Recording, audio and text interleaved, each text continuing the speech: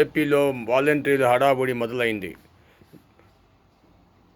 చంద్రబాబు నాయుడు గారు ప్రభుత్వం రాకముందు మాకు ప్రచారం సమయంలో వాలంటీర్లకి ఉద్యోగాలు వెంటనే ఏర్పాటు చేస్తామని ఇప్పటికీ ప్రభుత్వం గెలిచి 100 రోజులు అయినా సరే ఎట్టి పరిస్థితుల్లో ఎటువంటి నిర్ణయం తీసుకోలేదు.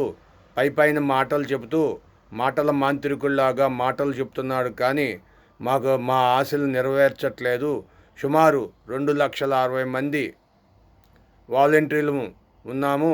మా అందరికీ నిరుద్యోగ వృత్తి పెట్టండి, మాకు ఉద్యోగాలు వెంటనే కల్పించాలి. వచ్చే మంత్రివర్గ సమావేశం నాటికి మీరు పూర్తి చేయాలి.